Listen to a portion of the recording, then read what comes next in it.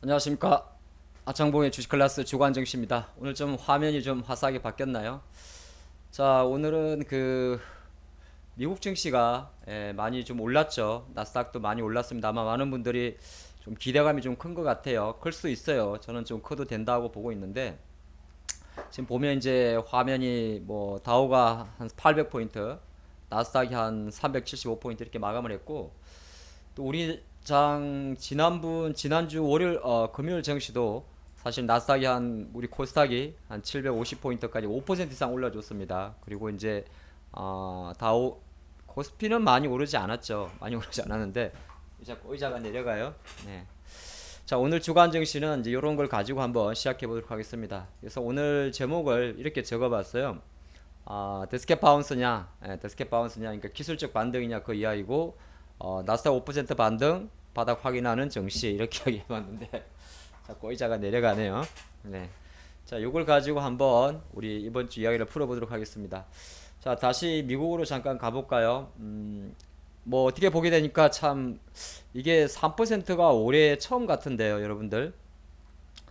다우 지수를 보게 되면 지금 다우가 한 800포인트 올랐고 나스닥이 300포인트, 뭐 S&P 500이 100포인트인데 퍼센테이지를 치게 되면 대략 나스닥이 3% 이상 올랐죠. 그래서 내용적인 면에서도 우리가 말하는 이렇게 장대 양봉이 나왔습니다. 그래서 상당히 좀 기대감이 좀 큰데요.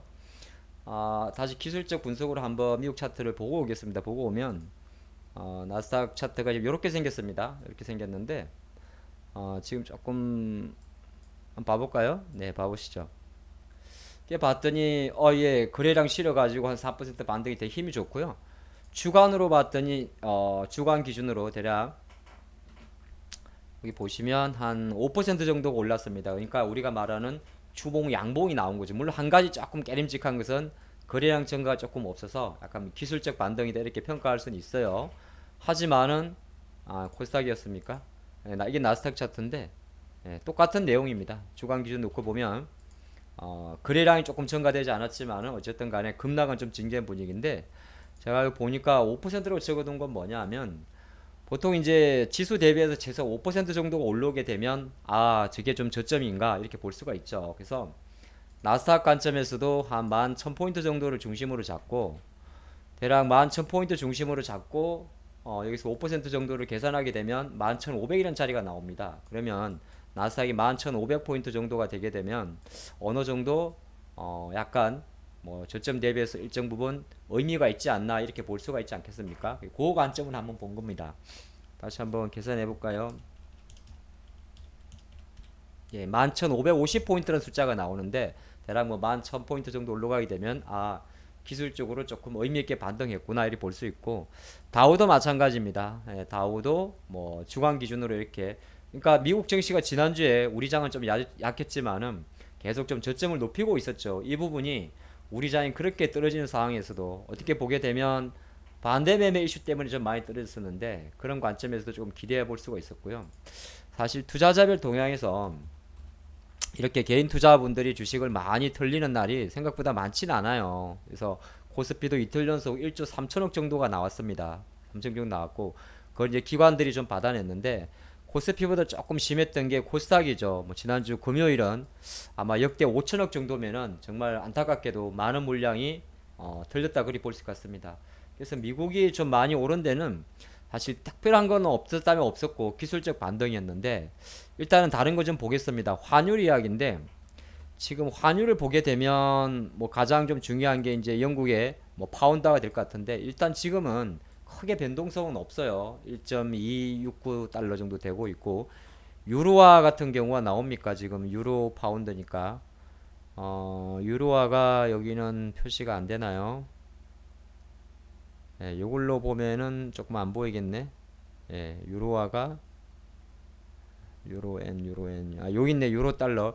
유로 달러가 지금 1.05달러니까 어느 정도 좀 잡아주는 그림입니다. 뭐 여러분들은 이해를 돕기 위해서 차트로 다시 보면 그러니까 통화라는 거에 좀 어렵지만은 봐야 되지 않습니까? 우리나라 원화가 지금 1,300원대 정도 있긴 있는데 자, 그런 상황에서도 유로화가 어느 정도 약간 이건 유로화 그림인데요. 조금 자리가 잡아준다 그럽니다. 그래서 유로화가 조금 반등해준 부분이 그래도 달러가 그렇게 강세로 가던 걸 조금 멈춰줬기 때문에 이 부분에서는 조금 기대할 수 있는 요인이 되고요. 또 하나가 이제 채권 금리 이야기인데, 채권 금리 같은 경우는 지금 약간 스테이블합니다. 보통 우리가 이제 보게 되면 이제 미국의 이제 2년물하고 10년물을 자주 보지 않습니까? 2년물이 지금 3.063 정도 되고요. 10년물이 3.138이니까 당연히 금리가 기간이 긴 게 조금 길어야겠죠. 그래서 10년물 국채 금리가 그 2년물보다 조금 높습니다. 우리가 보통 요거 빼기 요거를 스프레드라고 이야기를 하는데, 스프레드는 지금 138, 63이니까 50 정도의 BP를 보여주고 있습니다. 50. 최근에 이제 경기 위축 이슈 때문에 2년물이 급격하게 하락을 했었어요. 2년물이 급격하게 하락하다 보니까 오히려 이제 요 숫자가 내려가면서 스프레드는 확대됐습니다. 스프레드가 확대된 것은 또 그리 나쁜 건 아니에요. 그렇게 좀 정리해 드리겠고, 근데 국채 금리도 추세적으로 너무 자꾸 내려가면 별로 좋은 건 아닙니다. 왜? 그건 경기 위축을 의미하는 거죠. 주식을 팔고 채권을 사는 거니까. 그래서 국채 금리 같은 경우도 지금 여기 표가 안 바뀝니까? 워낙 시장 재료 자체가 이제 리세션 우려였단 말이에요. 이 리세션이라는 게 자체가 뭐냐 하면 아시겠지만은 경기 위축을 의미하는 겁니다. 우리가 그 경기 침체를 보통 영어로 표현할 때 리세션이라고 이야기를 해요. 이 리세션. 이게 이제 경기 침체를 이야기합니다. 그러니까 저성장의 저물가를 하는 거죠. 지금 약간 이제 원자재 가격이 급하게 떨어지게 되면, 이 원자재 가격이 만약에 급하게 떨어진다, 요게 급하게 떨어진단 말은 뭐냐면, 이게 급하게 떨어진다, 하락한다, 이거는 경기 위축을 의미하는 겁니다. 근데 지금 시장에서는 이제 이러한 부분들이 어느 정도 좀 부담으로 가고 있죠. 그래서 거꾸로 보게 되면 요 채권 금리 같은 경우도 일정 부분 최근에 좀 변동성이 컸었는데, 이게 지금 화면에서 보다시피 뭐 3.5까지 갔었어요. 3.5까지 갔다가 지금 급하게 떨어졌지 않습니까? 근데 쭉쭉쭉쭉쭉 발로 너무 빨리 내려가게 되면 오히려 시장은 경기 위축을 의미합니다. 그래서 일정 부분 지금 3% 정도에서 머물러 주는 거는 크게 나쁠 것 같지는 않다. 그걸 좀 중심을 잡아 좀 좋을 것 같고요. 시장에서 계속 떠들고 있는 요 경기 위축에 대한 이야기는 조금은 거슬리긴 해요. 요 이슈 때문에 지금 시장이 아직 바닥인지 아닌지 모르다 이야기하는 겁니다. 그 대표적인 바로미터가 바로 구리 가격인데요. 구리 같은 경우는 모든 산업재에 다 들어갑니다. 지금 본 그래프는 구리의 파운드당 달러의 가격을 보여주고 있는데, 뭐 단위와 여러분들 조금 어렵겠지만은 어쨌든 한 연초에 파운드당 5달러 정도까지 갔다가 지금 4달러 밑으로 대략 20% 이상 하락을 했어요.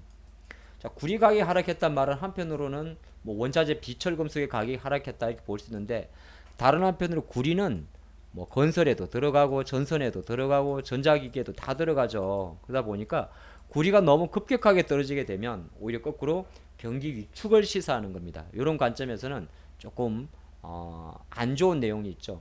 하지만 이제 한편 놓고 보면 똑같은 이야기인데, 다른 한편으로는 이렇게 원자재 가격이 급격하게 떨어지는 게 어떻게 보면 지금 상황에서는 경기 위축을 의미하고 있습니다만은, 어떻게 그 전제 원자재 가격 때문에 오히려 뭐가 생겼습니까? 요 원자재 가격 급등 때문에 인플레이션이 생겼고, 요 인플레이션 때문에 오히려 양적 긴축이 생겼고, 뭐 쉽게 말해서 금리 인상이 들은 거고, 금리 인상을 하다 보니까 다시 원자재 가격이 죽는 거잖아요. 어떻게 나쁘게 보면 죽음의 악순환이고, 그죠? 나쁘게 보면 죽음의 악순환이고, 너무 표현이 지금 그렇습니까? 죽음의 악순환이고, 조금 좋게 보면 어쨌든 간에 그럼 인플레이션 우려를 완화시킬 수가 있는 겁니다. 요 어떤 메커니즘은 뭐 당장 정시에 어떤 반응을 가지고 반영이 되겠습니다만은 꼭 한번 우리가 기억을 하고 가야 될 내용이 같고요. 자, 지금 지난주에 우리나라에 이런 게 좀 있었어요. MSCI 선진국 지수 관찰 대상국 검토에서 폐지가 됐습니다. 그래서 이제 다시 한번 시장은 이때다 싶어가지고 한시적이나마 공매도 금지 목소리가 조금 나올 수가 있습니다. 물론 이제 어떻게 나올지 모르겠지만은 뭐 정부 정책 자체가 갑자기 뭐 공매도 이참에서 금지하자 이렇게 하진 않겠지만은, 그래도 MSCI 선진국 편입지수 검토 대상에서 탈락을 했어요. 그러니까 한국이 MSCI 선진국 지수에 편입할 수 있는 거의 검토 대상이라 그러는데, 이건 이제 우리 표현으로 와치리스트라고 이야기를 합니다. 와치리스트에서 지금 어쨌든 실패를 했기 때문에 여기서 실패를 했습니다.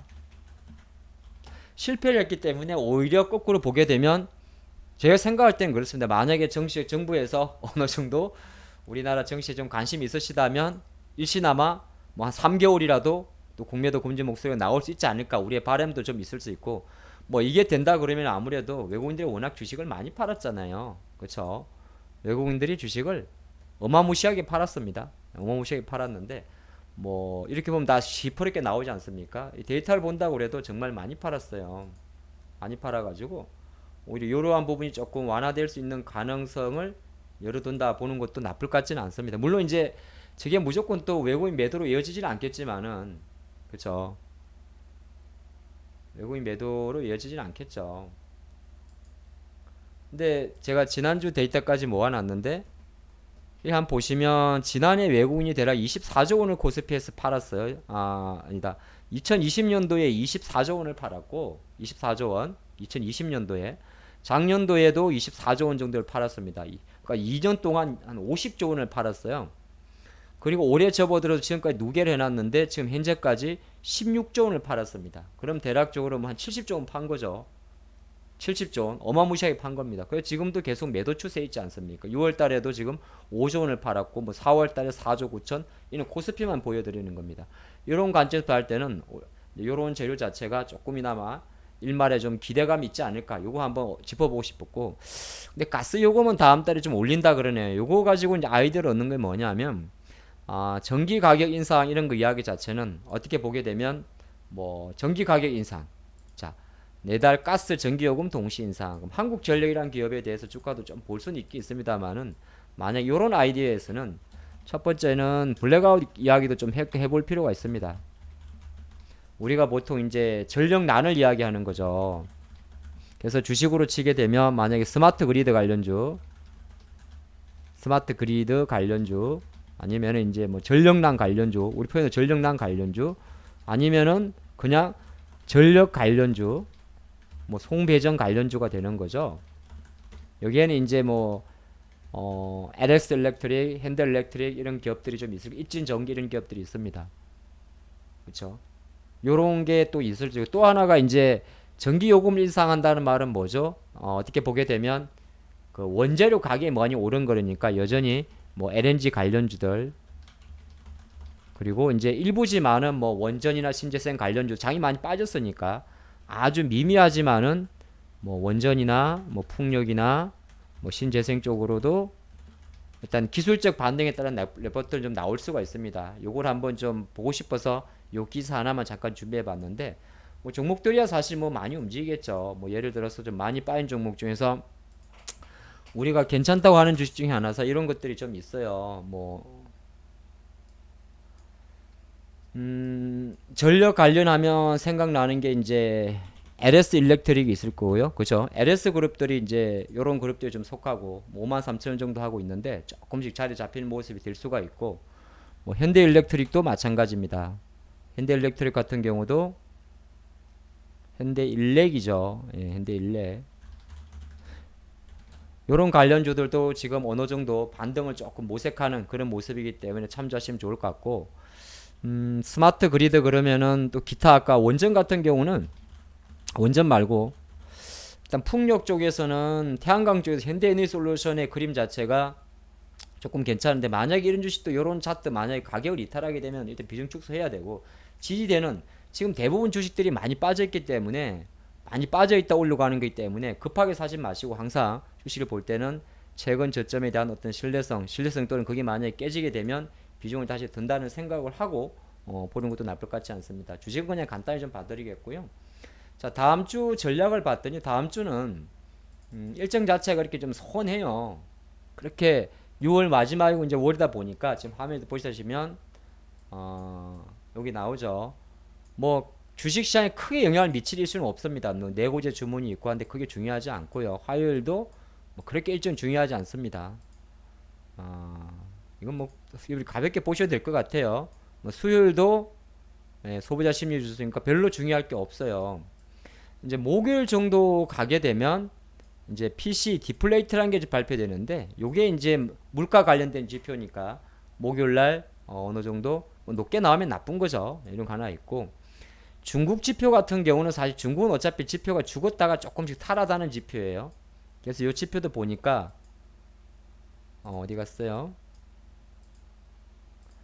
지금 컨센서스가 안 나와 있는데 어느 정도 보게 되면 전달 지표가 워낙 나빴습니다. 중국이 5월달 지표가 세 개 다 뭐 제조업도 그러고 비제조업도 그러고 실험도 그런데 요 보면 약간은 그래도 조금 개선되는 쪽으로, 이게 50선인데 50선 밑에 있습니다. 개선 쪽으로 기대하지 않을까, 그리 보면 좋을 것 같습니다. 우리나라 수출도 뭐 사실 보면 상관이 없고, 근데 월말 월초기 때문에 이제 이번 주 금요일을 기점으로 해가지고 다음 주까지는 이런 미국이나 중국의 뭐 제조업 지표들이 대부분 발표됩니다. 근데 ISM 제조업 지표도 있고, 근데 이런 지표는 아마 6월달 지표는 5월달보다는 조금 개선되지 않을까, 그런 기대감을 조금 하고 있는데, 중국은 좀 개선될 것 같고요. 오히려 미국은 감소할 것 같습니다. 어, 감소한다는 건 좋게 나쁘게 보면 긴축에 대한 우려를 강화할 것이고, 좋게 보면, 그렇죠. 좋게 보면 한편으로는 긴축의 속도를, 그렇죠. 아니 내가 헷갈렸다. 나쁘게 보면 경기 침체를 의미하는 거고, 좋게 보게 되면 긴축이 아니고 금리 인상에 대한 속도를 완화시킬 수 있는 거죠. 자, 오늘 주간 증시 이렇게 한번 살펴봤는데 좀 짧게 한다고 했는데 15분 정도가 지난 것 같습니다. 네, 여러분들 긴 영상 봐주신다고 되게 고맙습니다. 그리고 이제 좋아요와 알림 설정 꼭 해두시고요. 또 다음 주 증시도 기운 내셔가지고 화이팅 하시기 바랍니다. 자, 이제 뭐 극한 하락은 끝났다, 요 관점으로 보시면 좋을 것 같고, 배경화면 이쁘죠? 예, 모히또 가서 몰디브 한잔 하셔야죠. 감사합니다.